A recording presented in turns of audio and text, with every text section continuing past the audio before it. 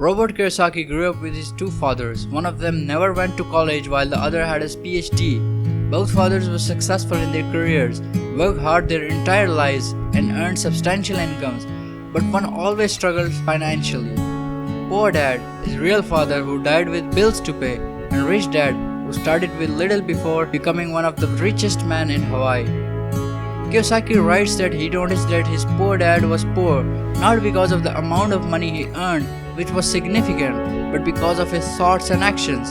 In simple words, he lacked financial education, and he is not to be blamed for that because financial education is simply not taught in schools. There are people who learn more and made riches from this book than their MBAs. So if you don't have a rich dad, let's learn from Robert Kyosaki. Here are 6 eternal lessons he learned from his rich dad that helped Kiyosaki master his money, build wealth, and ultimately retire comfortably at the age of 47. But before, subscribe to Knowledge Guru for awesome content. Coming on to the first lesson, it's not how much money you make, it's how much money you keep. If a person earns $100,000 a month but has less than $1,000 after 1 week, then how much actual money has he got?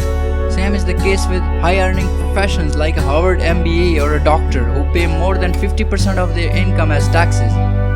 Most of us learn how to make money, how to get a job and work hard, yet we don't know how to manage it. That's the important part. Money without financial intelligence is money soon gone, Kiyosaki writes. You don't need to be an expert, have an MBA, or even study professional finance books cover to cover to acquire financial intelligence.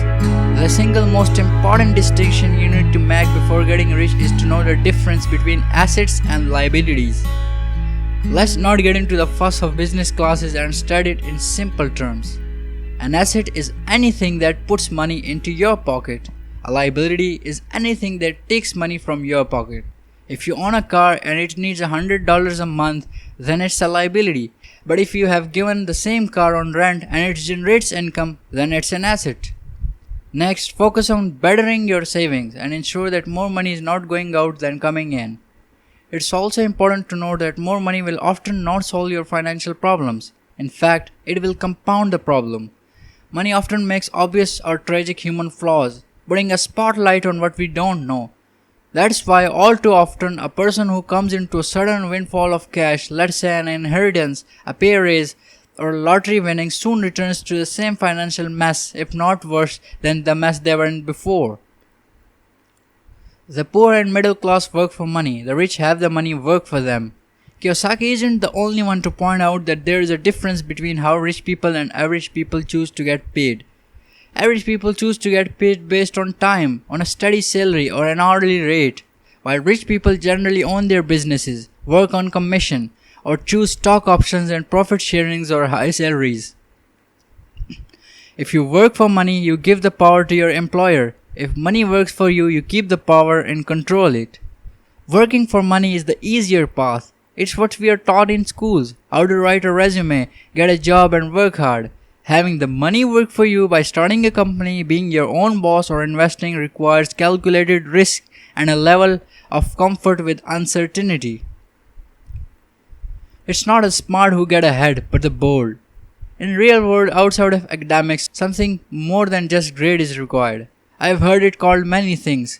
Guts, chutzpah, balls, audacity, bravo, cunning, daring, tenacity and brilliance. The factor, whatever it is labeled, ultimately decides one's future much more than school grades do, Kiyosaki writes. Rich people play to win, which, much like having your money work for you, requires an element of risk-taking and comfort with uncertainty. As important as it is to take risk to accumulate wealth, it's equally important to be smart about risk-taking, which is why Kiyosaki emphasizes managing risk.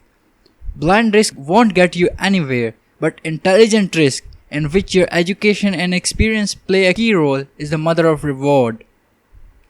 The key to intelligent risk is developing financial intelligence, Kiyosaki writes. There is always risk. It is financial intelligence that improves the odds. He recommends reading up on accounting, investing, and the markets to start becoming more financially intelligent. Your financial genius requires both technical knowledge as well as courage. The single most powerful asset we all have is our mind. If it is trained well, it can create enormous wealth. Rich people find creative solutions to money problems. They take whatever happens and make it better using financial intelligence, Kiyosaki emphasizes. Financial intelligence is simply having more options, he writes. If the opportunities aren't coming your way, what else can you do to improve your financial position? If an opportunity lands in your lap and you have no money and the bank won't talk to you, what else can you do to get the opportunity to work in your favor? It is not so much what happens, but how many different financial solutions you can think of to turn lemon into millions. Rich people know that a large net worth will net opportunities. The rich focus on their asset columns while everyone else focus on their income statements. While average people are busy concerning themselves with their hourly pay, rich people are focusing on their assets and net worth. Start acquiring assets, things that put money in your pocket rather than liabilities, things that take money out of your pocket.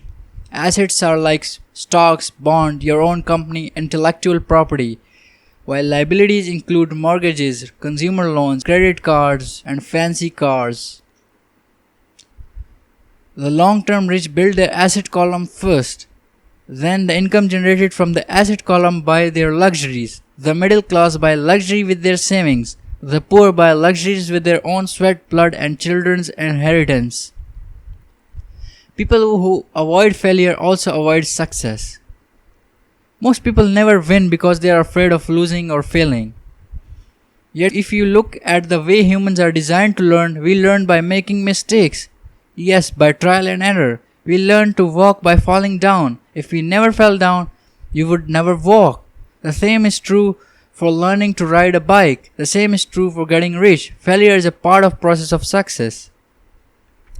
Robert writes that, I look at my money much like a game of tennis. I play hard, make mistakes, correct, make more mistakes, correct, and then get better. If I lose the game, I reach across the net, shake my opponent's head, smile and say, see you next Saturday. Now these were my takeaways from this book, Rich Dad Poor Dad by Robert Kyosaki. If you want to add something to this or you think I might have missed something, then please mention it down in the comments below. And as we know, sharing is caring, so share this video with your friends.